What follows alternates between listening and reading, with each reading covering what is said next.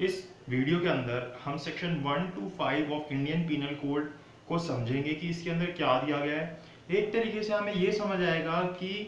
Intra territorial jurisdiction क्या होती है और एक्स्ट्रा टेरिटोरियल जुरिडिक्शन क्या होती है।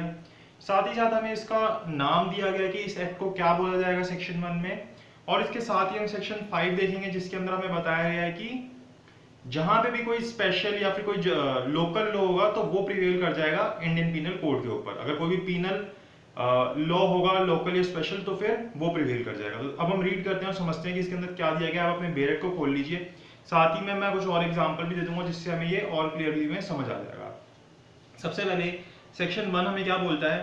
Title and extent of operation of the code, की इसका नाम क्या होगा और ये कहां कहां पे एक्सटेंड होगा। This act shall be called the Indian penal code. इस एक्ट को क्या बोला जाएगा, इंडियन पीनल कोड बोला जाएगा। और ये कहां पे एक्सटेंड होगा, and shall extend to the whole of India, और ये पूरे के पूरे इंडिया के ऊपर एक्सटेंड होगा except the state of Jammu and Kashmir. अब ये चीज एप्लीकेबल नहीं है, जब से जम्मू कश्मीर रीअरेंजमेंट एक्ट आया 2019 उसके बाद ये पूरे इंडिया के ऊपर एप्लीकेबल है, चाहे वो जम्मू कश्मीर का एरिया हो या फिर बाकी जो इंडिया है उसका एरिया हो। तो इंडिया जो इंडियन पीनल कोड है वो पूरे के पूरे इंडिया के ऊपर एप्लीकेबल है, उसको कहीं पे भी यूज किया जा सकता है। मतलब अगर आप कहीं पे भी अपराध करेंगे तो आप आईपीसी के अंदर लाइबल होंगे। तो सेक्शन 1 के अंदर हमें इतना ही बताया गया। उसके बाद हम सेक्शन 2, 3, 4 को समझने से पहले सेक्शन 5 को समझते हैं। सेक्शन 5 हमें बोलता है certain laws not to be affected by this act, कि जो कुछ सर्टेन लॉज हैं वो इस एक्ट से इफेक्ट के अंदर उनके ऊपर कोई इफेक्ट नहीं पड़ेगा। Nothing in this act shell effect the provisions of any act for punishing mutiny, कि अगर कोई भी एक्ट है जो म्यूटनी की पनिशमेंट देता है तो उसके ऊपर आईपीसी का कोई भी इफेक्ट नहीं आएगा। एंड डिसर्शन ऑफ ऑफिसर्स, जो ऑफिसर्स डिसर्ट कर देते हैं, छोड़ देते हैं बिना बताए वहां अपनी ऑफिशियल ड्यूटी को, उनके ऊपर आईपीसी एप्लीकेबल नहीं होगा। सोल्जर्स, सेलर्स वो भी डिसर्शन कर देते हैं अगर तो। और airman in the service of the government of India, की गवर्नमेंट ऑफ इंडिया की सर्विस के अंदर वो अगर ऐसा कोई एक्ट करते हैं, छोड़ देते हैं बिना बताए, तो उसके ऊपर उनकी जो अपना एक्ट अलग है उसके हिसाब से उनको सजा मिलेगी। और the provisions of any special और लोकल लॉ, अगर कोई स्पेशल या फिर कोई लोकल लॉ के अंदर कोई अगर दंड दिया गया है, कोई पीनल लॉ है स्पेशल या फिर लोकल, तो फिर वो प्रिवेल कर जाएगा आईपीसी के ऊपर। ये जो सेक्शन है ये कौन सी मैक्सिम के ऊपर डिपेंड करता है, कि लैटिन मैक्सिम है जिसको बोलते हैं जर्नेलिया स्पेशलिबस नॉन डेरोगेंट। जर्नेलिया स्पेशलिबस नॉन डेरोगेंट, जिसका मतलब क्या होता है कि general words do not repeal special rules and regulations. General words do not repeal special rules and regulations, कि भाई ये जनरल वर्ड्स हैं, जनरल लॉ है, वो रिपील नहीं करेगा किसी स्पेशल लॉ या फिर किसी स्पेशल रेगुलेशन को, रूल या रेगुलेशन को। तो ये जो सेक्शन है इसी मैक्सिम के ऊपर डिपेंड करता है। उसके बाद हम आते हैं सेक्शन 2, सेक्शन 3, सेक्शन 4 के ऊपर। सेक्शन 2 जो है वो हमें इंटर टेरिटोरियल जुरिडिक्शन के बारे में बताता है कि किस तरीके से इंडिया के अंदर जो आईपीसी है वो एप्लीकेबल होगा। और सेक्शन 3 और 4 एक्स्ट्रा टेरिटोरियल जुरिडिक्शन के बारे में बताता है कि इंडिया से बाहर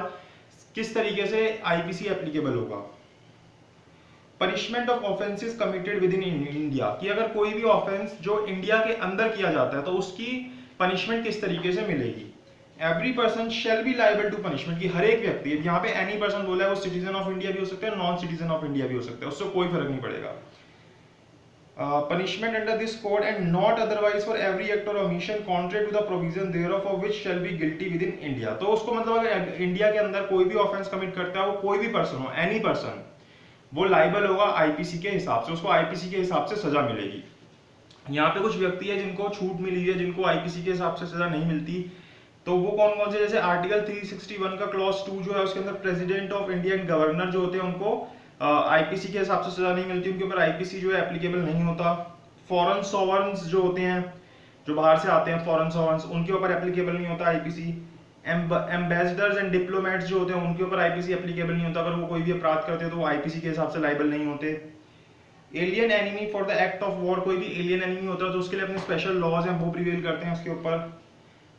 foreign army on soil by contest, की बाय कंटेस्ट मतलब कि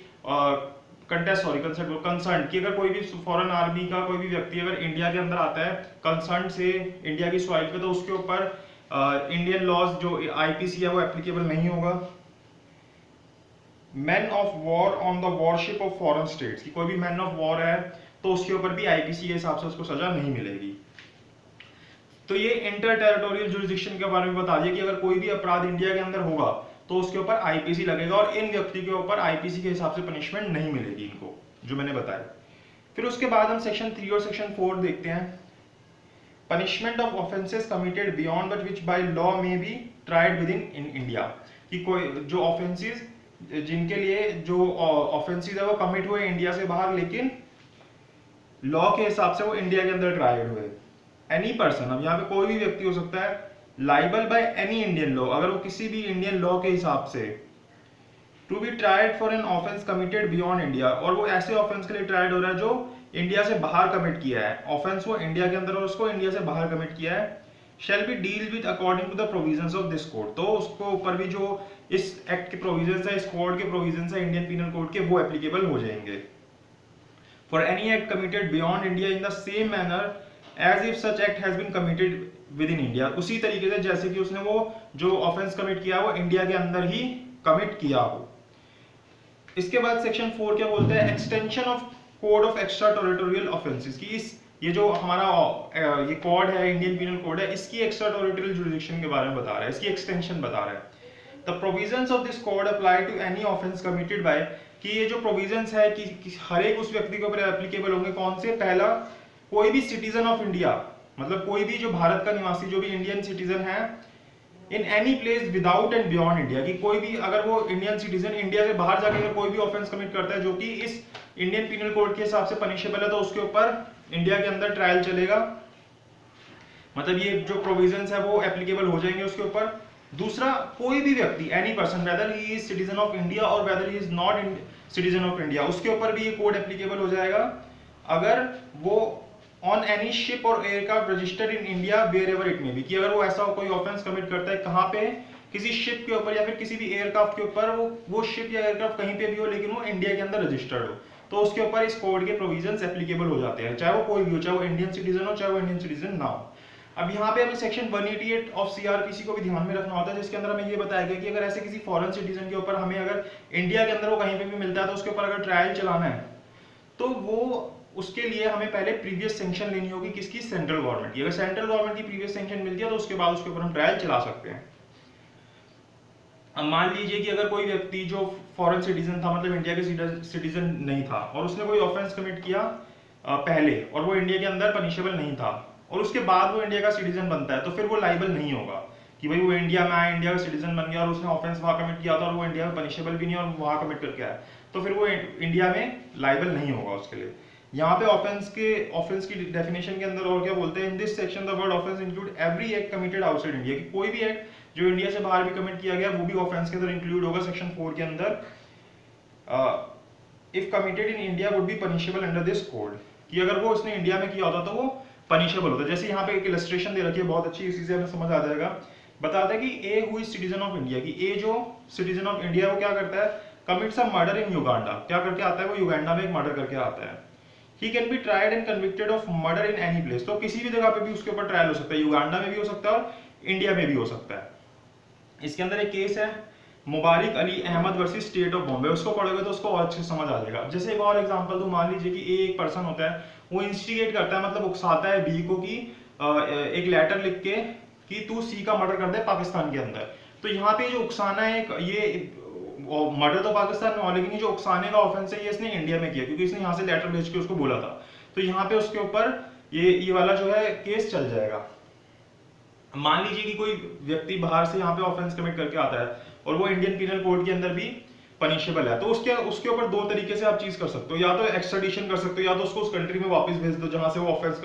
कमिट करके आए कि आप इसके ऊपर ट्रायल चला लीजिए, या फिर आप उसके ऊपर इंडिया के अंदर ट्रायल चला सकते हो, जिसको हम एक्स्ट्रा टेरिटोरियल जुरिडिक्शन बोलते हैं। तो यही हमें सेक्शन 1 से लेकर सेक्शन 5 के अंदर दिया गया है इंडियन पीनल कोड की, जिसके अंदर हमने इसके इंट्रोडक्शन को देखा। अब आगे आने वाली वीडियोस के अंदर हम आईपीसी के नेक्स्ट सेक्शंस को देखेंगे और आईपीसी को खत्म करेंगे।